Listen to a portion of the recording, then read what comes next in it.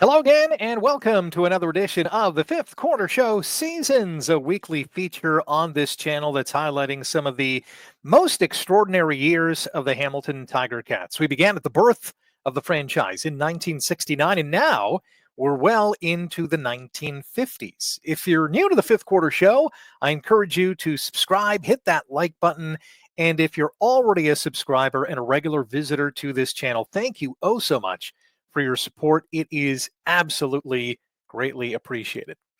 In our previous episode, we learned all about Hamilton's magical 1953 season. It was the first time in franchise history that the Grey Cup was won by the Tiger Cats.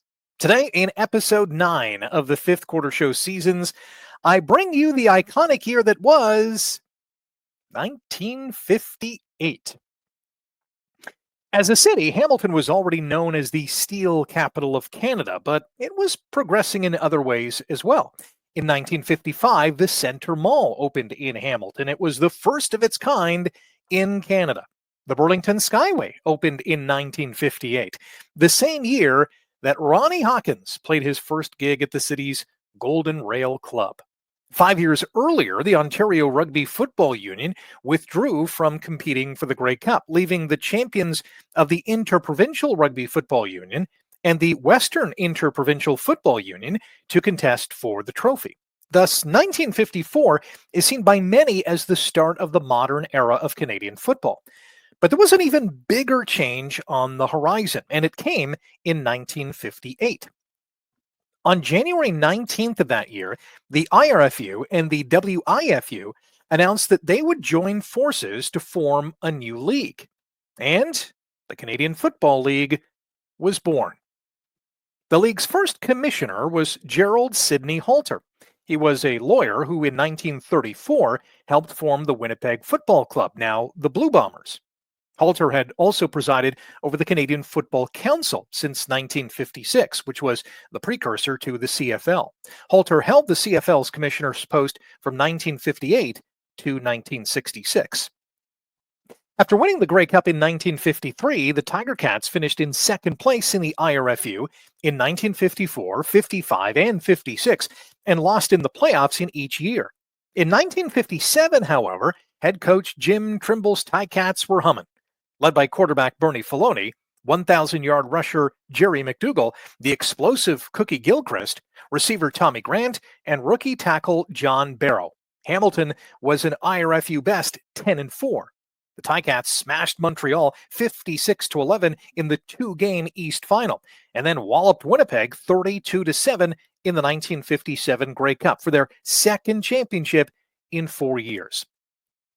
In 1958, the CFL's first official game was played on August 14th in Winnipeg, where the Blue Bombers topped the Edmonton Eskimos 29-21.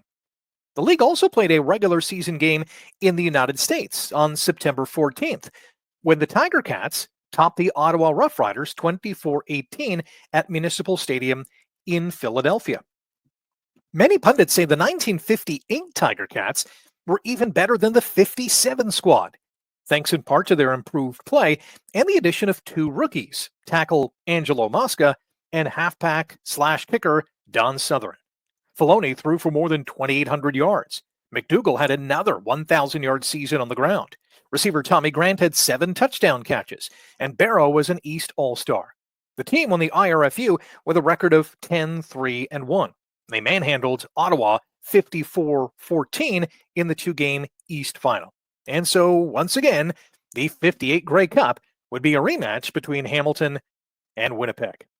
Head coach Bud Grant's Blue Bombers went a CFL best 13-3 that season, scored the most points and allowed the fewest, and they were powered by the likes of quarterback Jim Van Pelt, halfback Leo Lewis, who rushed for a career-high 1,164 yards and 8 touchdowns that year. Yes, Winnipeg was a force. The Bombers and Ticats traded big blows in the title game, with the Cats jumping out to a 14-0 lead. But the Bombers scored the next 20 points, highlighted by a blocked punt that Winnipeg returned for a touchdown just before halftime. The Ticats rebounded and took a 28-27 lead into the fourth quarter. But Grant went into his bag of tricks and called for Van Pelt to pitch the ball to Lewis, who then threw it back to Van Pelt for what would be the game-winning touchdown, securing a 35-28 Blue Bombers victory, their first Grey Cup win in 17 years.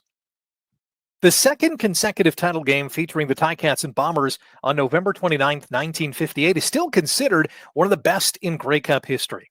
And with that, the Canadian Football League was off and running with its inaugural season that included Hamilton, Toronto, Ottawa, and Montreal in the East, and Winnipeg, Saskatchewan, Edmonton, Calgary, and BC in the West, with stars like Filoni, Sam Echeverry, Normie Kwan, Johnny Bright, Hal Patterson, Dave Mann, and many, many more.